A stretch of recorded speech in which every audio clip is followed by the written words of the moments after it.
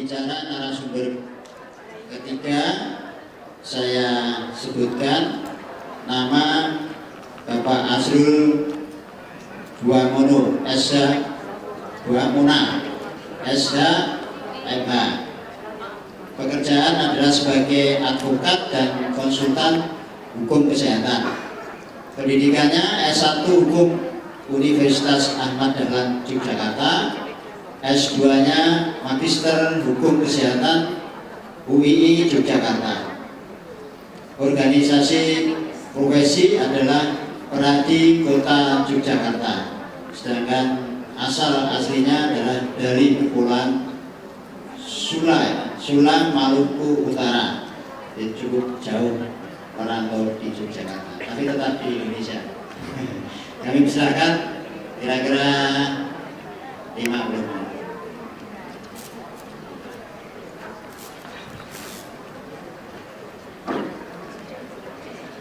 Assalamualaikum warahmatullahi wabarakatuh.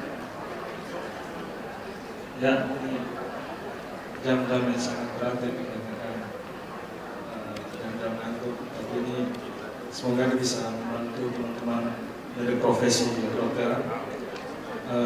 Saya dari Jogja, kebetulan fokus pada masalah hukum kesehatan karena tadi sudah dijelaskan bahwa S2 saya itu hukum kesehatan. Sendiri termasuk juga hukum kedokteran dalam ruang pengembangan ilmu hukum saja masih merupakan hal yang baru. Sedangkan dalam tatanan profesi kedokteran merupakan hal yang sangat dibutuhkan karena beberapa tahun terakhir dokter dihadapkan dengan permasalahan-permasalahan terkait dengan kesalahan medis. Saya juga berterima kasih kepada Ibu Dr. Andriani yang salah yang sudah menghubungi saya.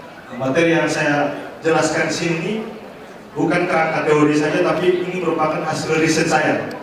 Hasil riset dari kasus Ayu di Manado. Tapi ini bisa dijadikan sebagai tolok ukur profesi kedokteran, khususnya dokter gigi. Nah, lanjut Pak. Ya. Pengertian hukum dulu. Apa itu arti hukum?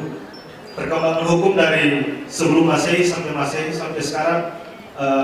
Transisi belum pernah ada definisi yang baku terkait dengan apa itu pengertian hukum. Tapi saya menghadirkan dua pengertian dari dua ahli hukum yang ternama. Yang pertama, Prof. Wirjono mengatakan bahwa hukum adalah rangkaian aturan mengenai tingkah laku orang-orang sebagai anggota masyarakat dan tujuan hukum ialah mewujudkan keselamatan, bahagia dan tata tertib dalam masyarakat itu sendiri. Menurut Prof. Mohtar, hukum ialah keseluruhan kaidah-kaidah asas yang mengatur pergaulan hidup manusia dalam masyarakat. Menurut saya sebagai penulis dan berbicara bahwa hukum merupakan komponen utama yang memiliki kaidah dan asas yang berfungsi mengatur masyarakat, orang atau badan hukum. Begitu juga profesi kedokteran secara organisasi dan personal dokter, baik secara individu maupun berkelompok terkait dengan hak dan kewajiban. Next, Pak. Ya, pengertian hukum kedokteran. Ada dua ahli di sini. Ini Bila Supriyadi ini orang hukum tapi fokus pada hukum kedokteran juga sama seperti saya. Hukum kedokteran merupakan kumpul aturan yang mengatur kesehatan individu termasuk dokter rumah sakit dengan pasien dan dokter dengan pasien. Menurut Sajito Raharjo, hukum kedokteran meliputi aturan keputusan yang mengatur pengelolaan praktek kedokteran. Lanjut, Pak. Ya, dokter gigi ini tidak perlu untuk saya jelaskan lagi karena pasti pengertian dokter dan dokter gigi teman-teman dari profesi kedokteran sudah memahami hal ini. Namun yang perlu saya jelaskan bahwa saya adalah orang hukum yang tidak sepakat dengan istilah malpraktek. Next, Pak. Ya, saya tidak setuju dengan istilah malpraktek kedokteran atau malpraktek medis. Alasan saya sederhana. Dalam aturan hukum secara umum atau secara khusus terkait dengan undang-undang praktek kedokteran, undang-undang rumah sakit, undang-undang kesehatan, ataupun Permenkes di bawah turunan aturan kesehatan. Apa itu malpraktek kedokteran? Tidak ada. Yang saya pakai adalah kesalahan ataupun dugaan. Karena alasan hukumnya gini, ketika seorang dokter kita mendengar atau membaca dalam media cetak ataupun media elektronik bahwa dokter tersebut dia melakukan kesalahan, kita memakai kata kesalahan aja sudah salah, karena ada asas hukum praduga tidak bersalah. Harus pakai dugaan dulu, harus dibuktikan dulu apa itu kesalahannya. Apakah dia tatanannya masuk dalam etika, disiplin, hukum. Apakah hukumnya itu perdata, pidana ataupun administrasi. Itu harus diperhatikan dulu. Nah, ketika dokter tersebut dalam tatanan tindakan kedokterannya atau tindakan medisnya ada pasien cacat, mati, ataupun pembiaran medis, media sudah memberitakan bahwa itu merupakan bentuk dari malpraktek. Berarti secara tidak langsung dokter itu sudah diintimidasi secara hak konstitusionalnya dalam undang-undang maupun secara praktiknya sudah diintimidasi.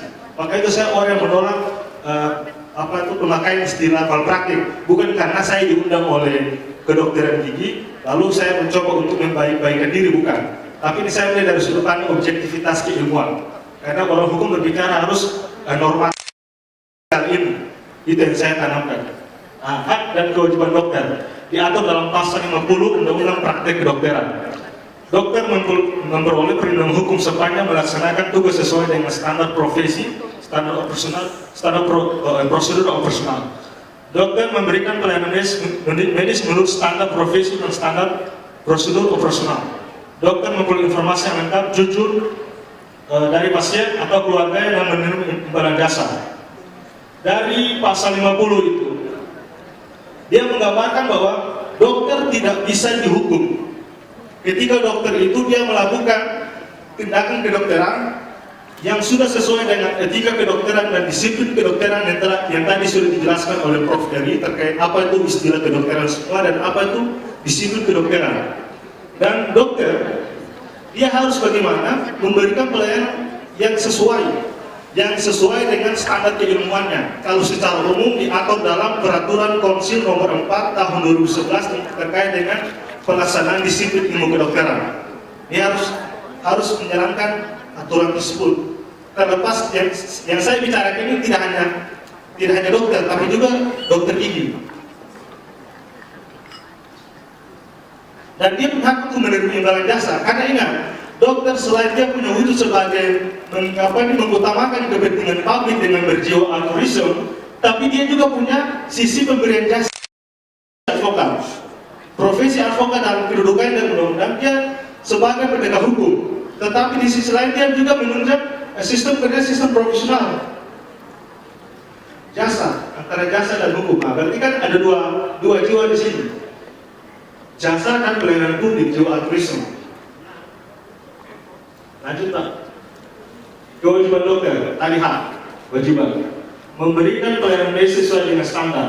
Intinya di situ, merujuk pasien, merahasiakan, melakukan pertolongan darurat, menambah ilmu pengetahuan. Pelanggaran yang sedang terjadi itu di mana?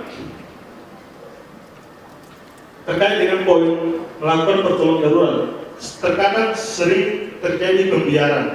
Nah, ini kan sering muncul di pemberitaan ya kan, pembiaran. Nanti kan ada pertanyaan, pembiaran ini tatanannya masuk mana? Etika kah, disiplin kah, atau hukum? Saya bilang bahwa konteks pembiaran dia masuk pada 3 tatanan, bisa dihukum semuanya, bisa pada etika, bisa pada disiplin, dan bisa pada hukum. Kenapa etika dia dilanggar? Karena itu jiwa altruisme dia yang diatur dalam etika dan juga lebih fundamentalnya diatur dalam sumpah Hipokrates, sumpah kedokterannya itu dia langgar.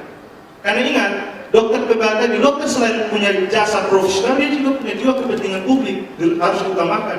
Terkadang kasus-kasus yang muncul kan seperti itu. Artinya ketika pembiarannya dia lakukan, bermunculan implikasinya itu di mana pasien itu tidak mendapatkan pertolongan yang akhirnya pasien tersebut dia meninggal ataupun cacat. Bisa dipermasalahkan. Nanti pertanyaannya pembuktiannya harus seperti apa? Karena ingat, dugaan kesalahan medis. Lanjut Pak. Hubungan hukum, etika, dan disiplin ilmu kedokteran. Tadi dalam bahan Prof. Eri seperti ini ya, sama seperti ini. Ini mempunyai arti di mana antara ketiga komponen ini punya hubungan yang sangat erat dan tidak bisa dipisahkan. Namun, hukum punya kedudukan yang lebih kuat, dikarenakan bahwa ketika seseorang dia atau dugaan kesalahan medis yang telah terbukti yang dilakukan oleh dokter dalam tindakan medis yang sudah terbukti, berarti komponen etika dan disiplin ilmu kedokteran sudah dia langgar. Namun, ketika etika dia langgar, belum tentu hukum itu dia langgar. Hubungan tidak harmonis antara teman sejawat tidak masuk dalam tatanan hukum. Kedua, dia tidak memperlakukan pasiennya dia ketika datang dia tidak bermurah senyum, tidak masuk dalam tatanan hukum. Tapi kalau hukum sudah dilanggar, berarti komponen dua ini sudah dilanggar terkait dengan disiplin. Next Pak, dan saya akan jelaskan. Disiplin ini merupakan alat pintu utama untuk bagaimana menentukan dan membuktikan dokter itu melakukan perbuatan pidana ataupun perbuatan melawan hukum yang diatur dalam KUHP Perdata pasal 11365 KUHP Perdata. Nah, bagaimana pandangan terhadap hukum etika kedokteran dan disiplin kedokteran? Hukum berada pada tataran tertinggi dikarenakan dibuat oleh publik, artinya instansi negara ataupun birokrasi ataupun alat-alat kelengkapan negara yang lain, salah satunya DPR dan Presiden, yang menilai proses politik di legislatif. Sedangkan aturan etika kedokteran dan disiplin kedokteran secara umum dibuat oleh internal sendiri. Nah, dari hukum ini terbentuk menjadi tiga: pidana, perdata, administrasi. Konteks pidana. Dalam pidana itu dikenal adanya criminal justice system atau peradilan pidana. Dalam peradilan pidana ada polisi, jaksa, hakim. Dan juga saya sebagai seorang advokat yang kalau dokter bermasalah kita mendampingi. Nah, di sini kedudukan kita setiap dalam tatanan criminal justice system antara polisi, jaksa, dan hakim ini punya arah persepsi yang berbeda terkait dengan melihat persepsi berbeda terkait dengan cara pandang melihat tindakan kedokteran ataupun ruang lingkup tindakan medis. Cara pandang berbeda. Lanjut. Perdata dimulai dari sengketa ketunahan kerugian material, gugatan, proses pembuktian sesuai dengan pasal 164 Hersing Indirect Rahimnya atau HIR. Etika kedokteran pada prinsipnya aturan yang mengatur tingkah laku etika dokter dalam memberi pelayanan kepada pasien, terhadap pasien, hubungan terhadap teman sejawat serta masyarakat. Namun lebih spesifik terhadap pasien, di mana aturan diatur dalam kode ini serta sumpah kedokteran. Atau tadi majelis kedokteran gigi kalau tidak salah ada pengembangan dari Prof. Eri. Lanjut Pak. Disiplin ilmu kedokteran, di mana ada standar profesi kedokteran dilanggar sebagaimana diatur dalam Perkonsil nomor 4 tahun 2011 dan KDGI sebagai institusi yang bagaimana memperkuat peraturan ini, artinya dia menentukan kesalahan medis tersebut dalam tatanan disiplin ilmu kedokteran. Berdasarkan surat edaran Mahkamah Agung tahun 1982 dianjurkan agar kasus-kasus yang menyangkut dokter atau tenaga kesehatan lainnya agar dimintakan pendapat terlebih dahulu kepada Majelis Kehormatan Etika Kedokteran sebelum di jalur hukum. Ya, dalam hubungan tadi belum disinggungnya sama Prof. Eri, tapi ini saya ingin menyinggung kembali atau mengingat kembali. Tapi saya yakin bahwa teman-teman dokter paham terkait hal ini.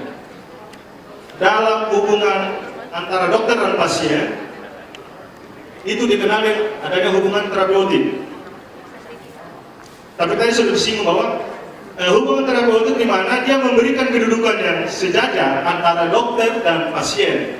Jadi tidak seperti dahulu bahwa hubungan dokter dan pasien itu merupakan hubungan yang tidak sejajar. Jadi dokter berada pada tatanan yang lebih tinggi, sedangkan pasien berada pada tatanan yang lebih rendah. Dikarenakan apa? Ada anggapan yang bermunculan bahwa dokter dia lebih memahami terkait dengan kondisi kesehatan pasiennya, sedangkan pasien merupakan orang yang tidak memahami terkait dengan apa yang menjadi penyebab kesehatan penyakitnya itu terjadi. Nah, di sini kan dia akan memunculkan bahwa hubungan tidak sejajar. hubungan yang tidak sejajar ini implikasinya kepada terhadap tindakan-tindakan kedokterannya, di mana terkadang setiap tindakan kedokteran tidak ada informed consent atau persetujuan tindakan kedokteran. Kedua, sering terjadi implikasi terkait dengan tidak diserahkannya hak pasien untuk mendapatkan akses rekam medis.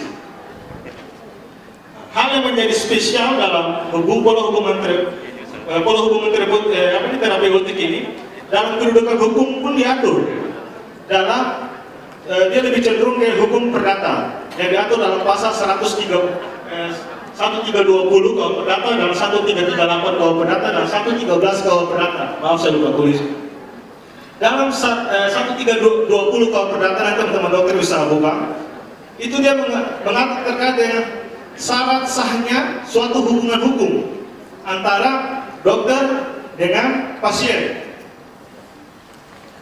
Secara subjektif harus ada pihak yang mengikat, harus ada kausa yang halal, ada objek yang diperjanjikan, dan tidak boleh ada satu kerugian ditentukan dari perbuatan tersebut. Tidak boleh. Sederhananya seperti itu. 1338. Setiap perjanjian yang dibuat oleh para pihak, yakni dokter dan pasien, menjadi aturan hukum bagi dia. Nah, pertanyaan gini, kapan hubungan terapeutik itu terjadi? Ketika pasien dia datang di rumah sakit, mendaftar, pola hubungan terapeutik itu sudah terjadi.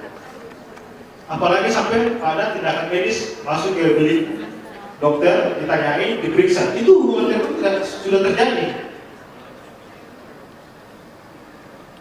Catatan dari ingat bahwa tidak dijalankan informed consent, terbuka peluang terjadi dugaan kesalahan medis. Tidak dijalankan. Ada pengecualian ketika informed consent itu tidak dijalankan dalam hal pasien itu dalam keadaan darurat. Contohnya bencana alam, kondisi dia tertabrak, harus diburu-buru diperiksa. Informed consent kan tidak perlu karena pertolongan darurat. Tapi kalau keadaan tidak darurat, harus diberikan. Karena ketika informed consent tidak diberikan, dia akan berbuntut pada perbuatan melawan hukum atau tindakan pidana di mana sudah ada indikasi apa? Pelanggaran pidana administrasi terkait dengan hak pasien. Buka undang-undang kesehatan, undang-undang rumah sakit, undang-undang praktek kedokteran yang mengatur bahwa pasien punya hak untuk mendapatkan informasi terkait dengan setiap pemeriksaan terhadap dirinya. Itu dalam undang-undang. Dalam kajian dalam hukum dan hak asasi manusia, setiap orang itu punya hak untuk mengetahui itu dalam tatanan tindakan medis. Nanti buka deklarasi Luham, konvensi Jenewa. Lanjut, asas etika profesi dokter, asas kerahasiaan, asas penghormatan untuk menomorsatukan kepentingan pasien terkait dengan hubungan jiwa altruisme, pelayanan publik. Tidak melakukan sesuatu yang dapat merusak martabat kehormatan profesi yang luhur, profesi luhur kedokteran, asas penghargaan pada sesama sejawat. Lanjut Pak, kesalahan medis. Nah, ini saya masuk ke kasus yang saya riset. Tadi sudah dijelaskan ya? Ya, sudah dijelaskan lanjut Pak. Ya. Kesalahan medis dalam hukum positif, baik secara pidana ataupun perdata, itu ada dua, dibagi lagi ada dua. Kesengajaan, kelalaian, atau bahasa latinnya dolus dan culpa, serta pembiaran. Pembiaran ini tidak semua ada pada kasus-kasus pidana, tapi saya tambahkan khusus dalam kasus medis pembiaran. Kalau kita lihat kasus Ayu, pastikan teman-teman dokter mengatakan bahwa Ayu tidak bersalah karena sudah melaksanakan tindakan kedokteran demi melindungi seorang ibu yang mau melahirkan. Ya kan? Mau melahirkan. Oke, konteks profesi kedokteran seperti itu, berarti tindakan mulia atau bahasa latinnya officium noble, pekerjaan mulia. Tapi memang ada benarnya karena secara hukum melalui PK Dokter Ayu bebas. Pertanyaan gini, kenapa sampai Dokter Ayu itu bebas? Lanjut Pak. Dikarenakan, ini analisa riset saya hasilnya, dikarenakan penyidik ataupun polisi, jaksa sama hakim tidak memahami aturan ruang lingkup hukum kesehatan ataupun hukum kedokteran. Dia tidak memahami bahwa dalam hukum kedokteran itu ada 3 aspek yang mengatur: etika, disiplin, dan hukum.